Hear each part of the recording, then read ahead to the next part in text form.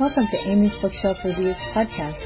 Sit back and listen to interviews, discussion about books, and anything else literary. There's always something or someone new on the show. Good evening, listeners, and welcome to Amy's Bookshelf Reviews podcast. Behind the books, honest voices, real stories. I'm Amy Shannon, and each episode brings you heartfelt conversations with the storytellers behind the stories, authors, publishers, and creatives who shape the literary world. And every second Sunday, join me for story time, where tales come alive for all ages.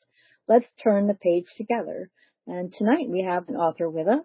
Thank you for joining us. Will you please introduce yourself and let people know how they can contact you or find your books? Hi, my name is Caroline Igra with an I, and you can find my books on Amazon, Bookshop, Barnes & Noble, all the usual suspects. And you also can contact me directly through my website, which is CarolineGoldbergIgra.com, CarolineGoldbergigra.com. And that information, listeners, will be in the description of this episode. So, how long have you been writing? I mean, I noticed that you're a doctor. Is that a PhD? Yes, I have a PhD in art history. So I have been writing as forever. I used to carry around those little marbleized notebooks as a child and wrote stories in them. I've written a lot of academic articles. Yeah. I've written a lot of academic articles, art historical publications. But I started writing in a more formal fashion, a creative nonfiction and fiction around 15 years ago. Nice.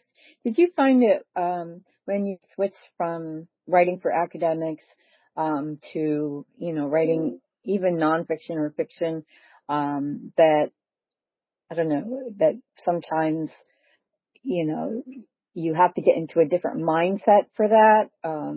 Switching is not always easy. I remember writing for academics and all that stuff when I was getting all my degrees, but then I'd have to go do something creative, and God, how to get out of that, textbook thing. I think it's actually a relief. I think it was a relief when I started writing about things that were closer to the heart.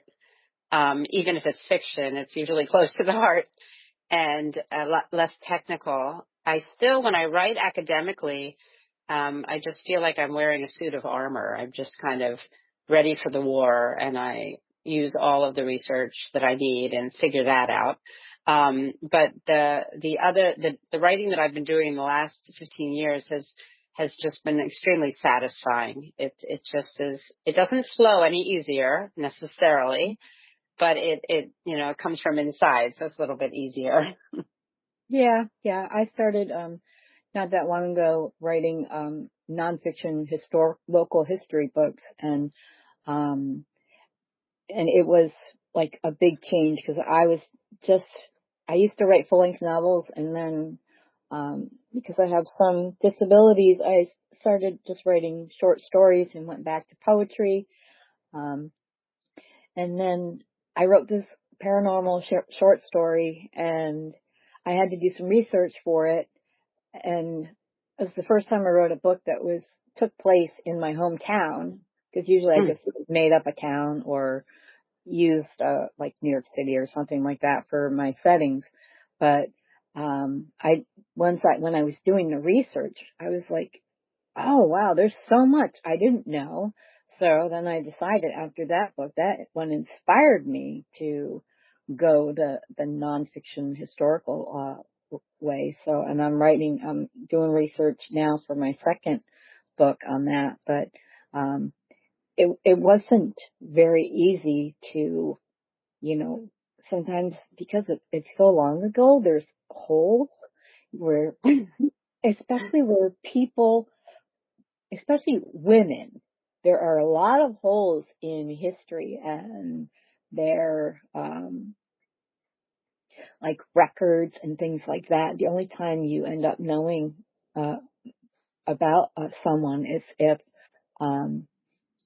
they're in a census as the wife, or that's about it. Finding information on women is a lot harder than finding information on men, even if they didn't do anything. I think that's true. That's very interesting. I hadn't thought about that, but it must be very satisfying, because then you get to dig in and really discover something. The Yeah, discovery is wonderful. oh yeah, I love it. And I was inspired by one of the people I had in my first book, but that was about basically everything that was taking place, and now I'm focused on individual people. I'll go to the cemetery and say, oh, I wonder what that person, who that Mm. person was, and I'll make a note of it, and then I'll research that person. And I've also, by accident, found descendants of some of the people that I've been writing about. So it's actually getting answers and finding that one little piece of information. It's very exciting. Uh, It so is. I think that I have to say that what you're describing is something that I'm experiencing now, because with this book, I went back to my art historical roots, and there's a lot of art in the book, and I found it so satisfying that I'll never go back. From now on, I will go forward and always incorporate some kind of visual art as a keynote in the work, in my future work. And also now, just like you said, I mean, now I'm kind of leaning in my next book that I'm writing at the moment towards the historical, because I think that you end up uncovering things that pique your interest and move you forward. yeah, and I get so excited, and I tell my sons, because I live with them, but they're like, oh, okay, good, Mom. I'm like, you don't understand. This is very exciting. Especially when I talk to somebody who was a relative of somebody that I was inspired by. There was this woman that I just couldn't get away from wanting to know more about her. She, she wanted to have a school for girls to get the same academics training as male counterparts. And unfortunately, back in the 1800s, you if you were a girl, you went to school, you knew a little bit of math, you learned how to read and how to sew and how to, take care of your family, or, things like that. And you could only, if you were single, you could get a job as a teacher or a secretary. So, Mm. not making much progress, but her husband respected her enough that he opened a school for her, because she could not legally do it. And it lasted for several years, and a lot of females back then got a proper education, including how to write letters. But, Right. that's a lost art anyway. So I always thought that was kind of cool, because it was the other stuff, science and math and all that stuff. And even our appreciation, knowing, that something is beautiful. And I think that art and writing go hand in hand, because when you're writing, you're painting a picture for everyone. Right. Right. Although I've noticed when I've done readings that I'm very careful to preface them um, as much as possible, a little bit more that I might have done with other novels that I've had, just because some people don't have the ability to take the description they're hearing about and turn it into something visual. It doesn't have to be accurate. Everyone Right. comes with a different picture, but not everybody can take that step. So actually in some of the talks that I've been doing, some of the events, I've brought some visuals, some examples of paintings that I might be discussing or that I do discuss, and people have been very receptive to it. Everyone likes it's we're such a visually oriented culture at this point. Nice. And so tell the audience the name of your book, and you said you had an excerpt to read? Yes, so it's called Pictures of My Desire. And shall I read now? Yeah, that would be great. Thank you. Okay. So I'll just preface this that my book is written in alternating um, chapters for different characters, three main characters. And the one I'm reading is this young man named Nate, who works at an art auction house, and he is mired in inherited Holocaust trauma. He's a very depressed young man. It's very hard for him to be happy because he wants to fix what went wrong with his family, if that's possible. The novel's set in a contemporary time. And what he does is he meets this young woman who he thinks has access to the painting that he believes was stolen from his family. And if she can help him get the painting back, Mm-hmm. everything will be better.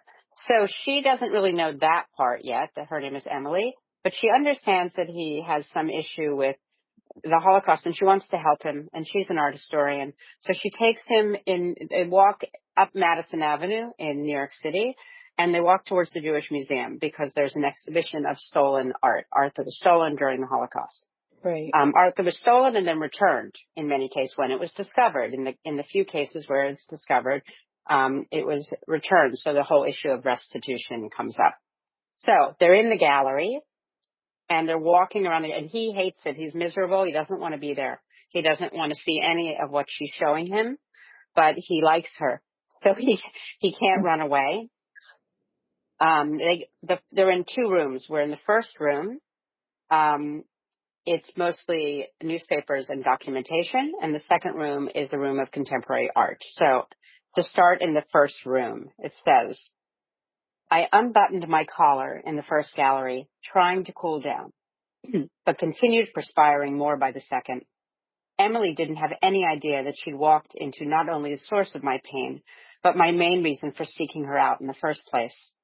I was still reluctant to share this information, telling her my story, or rather my obsession, about what kept me up at night and how poorly it was affecting my mental health, meant risking an end.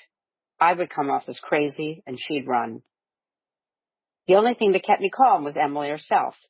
She walked around the galleries, taking it all in, reading each panel, stopping at every work and artifact, leaning over the vitrines to study the documentation attached to the long and twisted journeys of both sought and rediscovered objects. I drifted in her wake, wanting to be anywhere else, barely looking at the objects on display.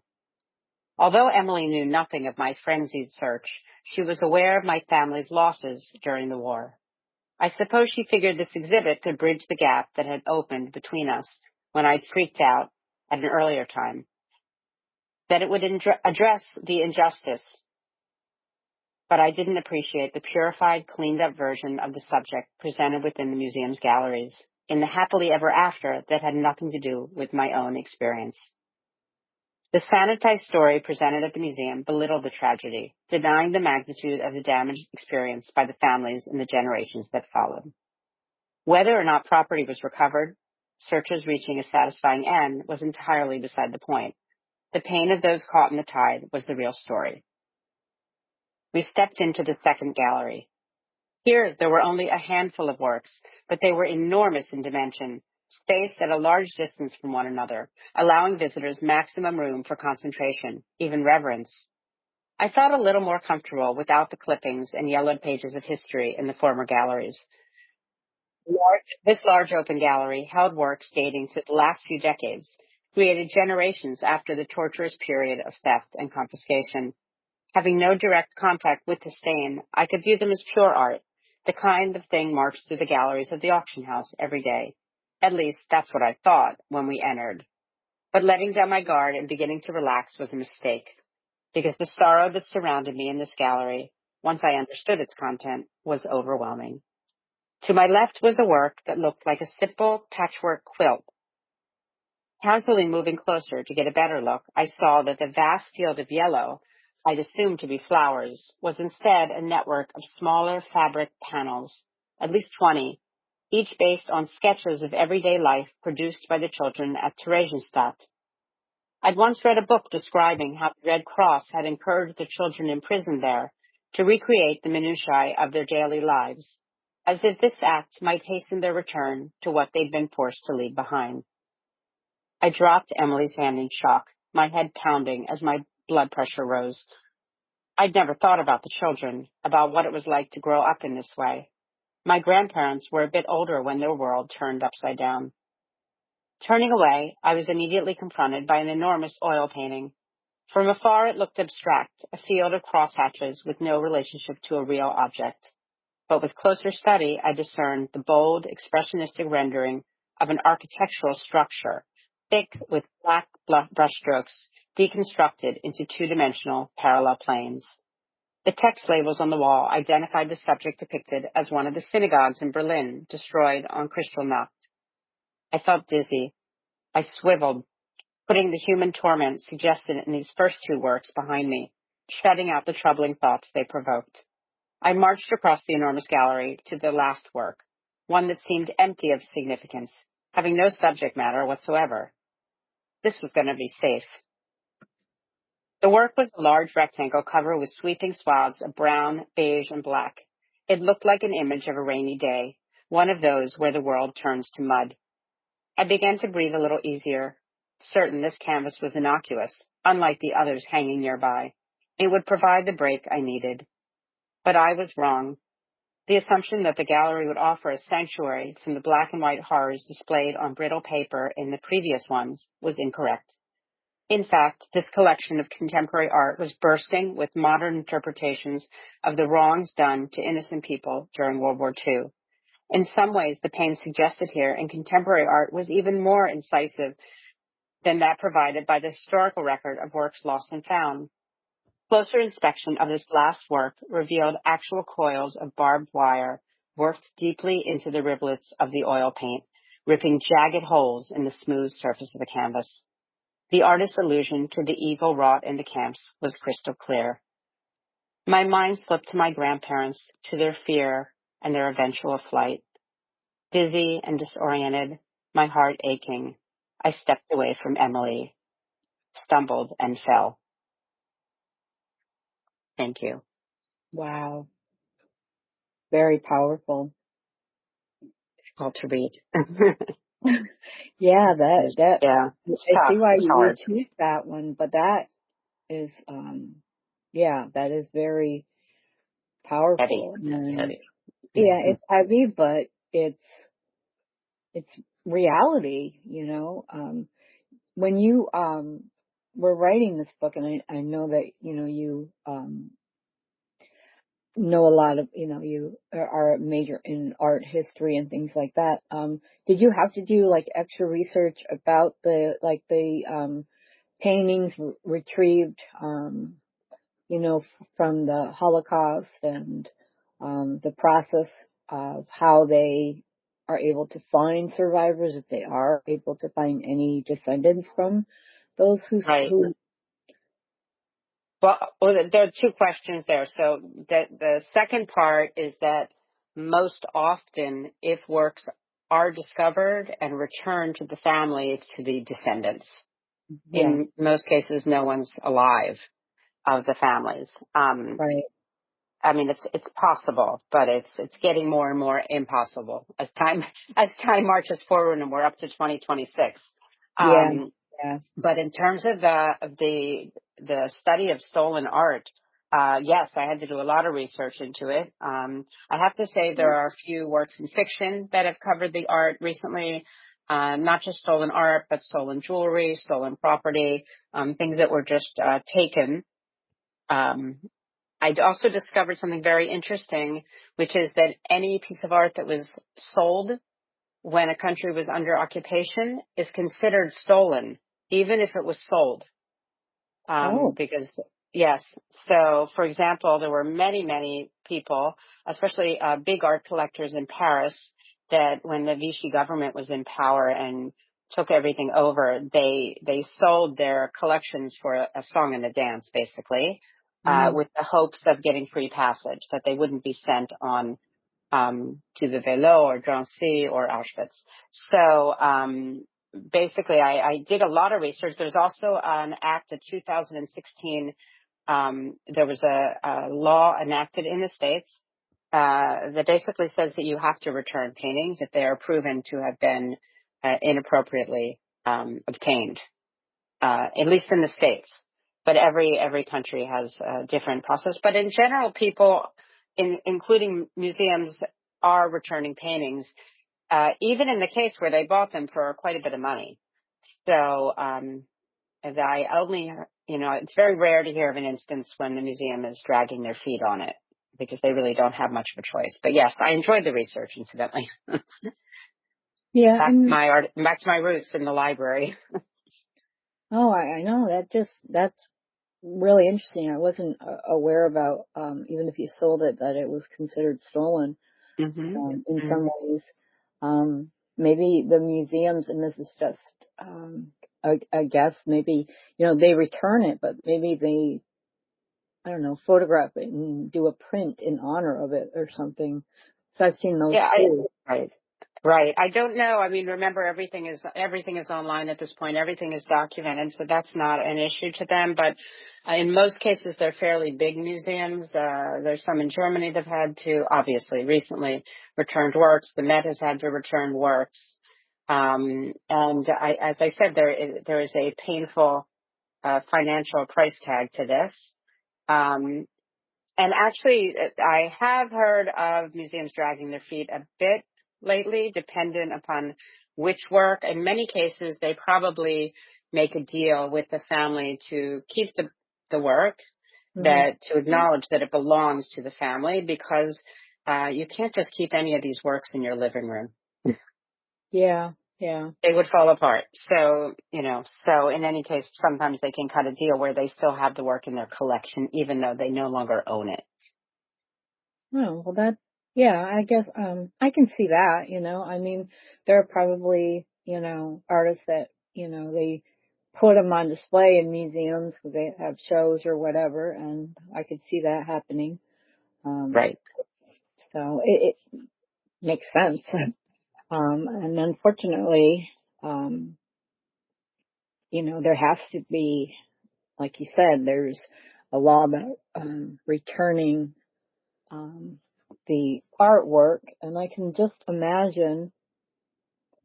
Actually, I can't. I can't see or know what it would be like to be face to face with something that your ancestor had, but was stolen because they were died in the Holocaust, In the or camps. yeah, in the Right. camp. So, right. So my character, Nate, that's why he suffers, because something was taken from them, and this desire to get it back. It's very interesting in the case of property. It's very hard to get property back, but in my own family, there's an instance of property being returned and sold. Property in Berlin that my husband's family had, was returned when the wall came down in the early 90s. It was in East Berlin, but it's usually, but these stories are few and far between. Most cases, things, especially property, is almost impossible to have returned. Sometimes, if it's a large project, it can be sold. In other words, they can offer some kind of remuneration for the original family, but it's very hard to give back properties.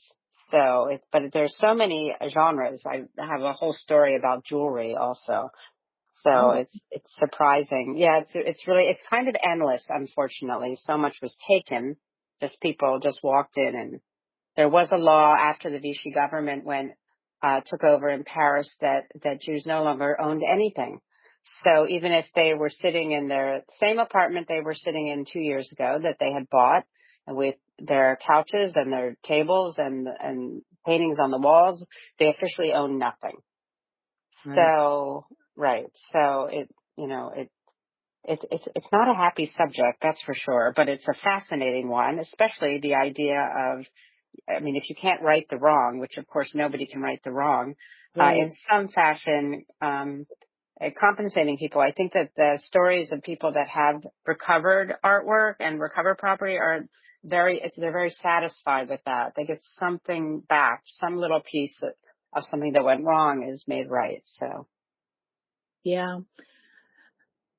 Yeah. It's I've I mean, I really enjoy history, local family, and world history. And, um, you know, I studied a lot about World War II and everything that was going on. And I found that and I don't want to say that it's like, oh yeah, it's my favorite period. It's not. It's like, it's, it's fascinating and it's disturbing and, you know, but it's also emotional, and you also learn that, you know, the, the evil one exists. And I couldn't, I'm like, when, Hitler got all these generals and they were just as psycho as he was.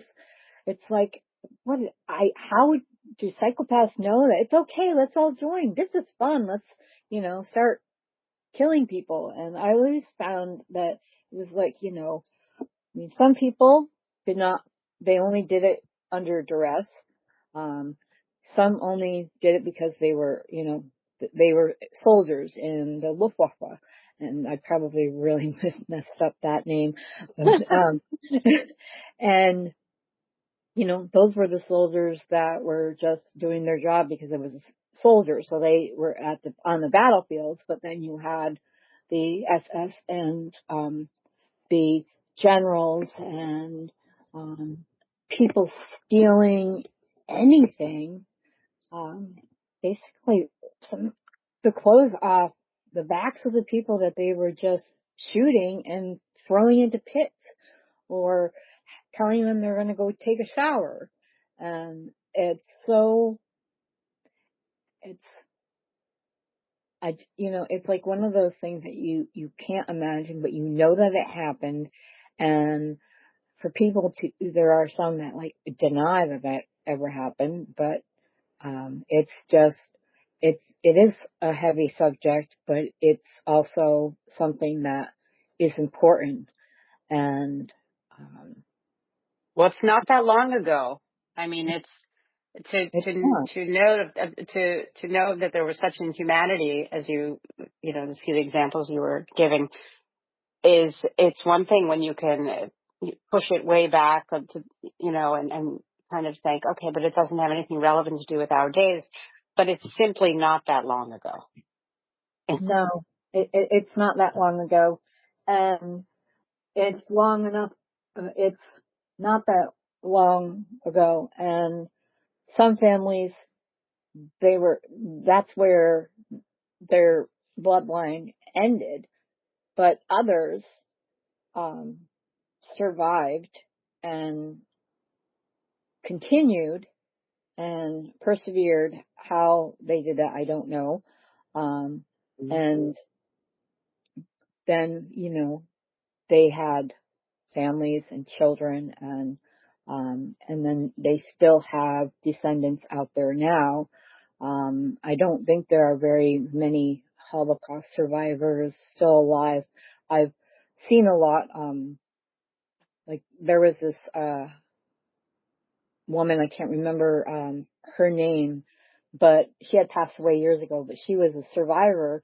And and she wasn't an actor, but, a lot of times when a television show was doing an episode about a Holocaust survivor, she would play that part and tell her story. And it was her true story.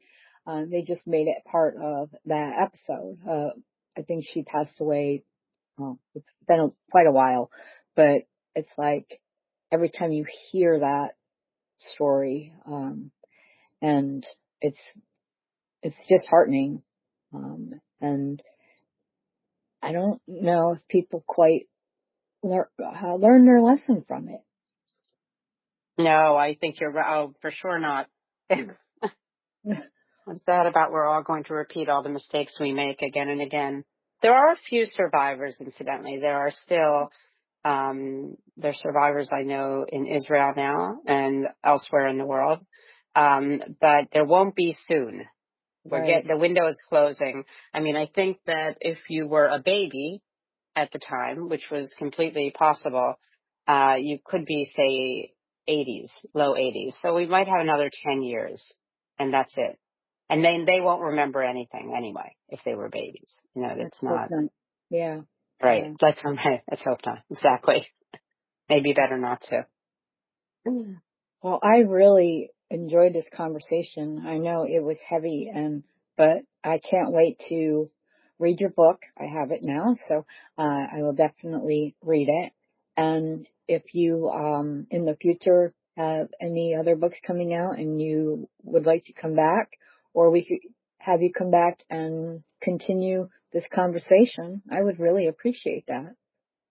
That would be lovely. I'd be happy to. I really enjoyed it myself. You're a very good conversant. Thank you very much. So it's the end of another great conversation. Thank you for being on the show. I'm sorry, I'm almost in tears now. And, Oh, and I'm thank so you. sorry. No, Thank that's you. Thank okay. you. No, it's wonderful. Thank you, audience, for listening. If you wish for you or your book to be on the show, just go to amysbookshelfreviews.com/podcast and schedule your pre-recording. Please follow this podcast on Spotify. I'm Amy Shannon. Be safe, be well, and always be kind. Tune in here again next week for another tantalizing discussion. Thank you for listening to Amy's Bookshelf Reviews podcast.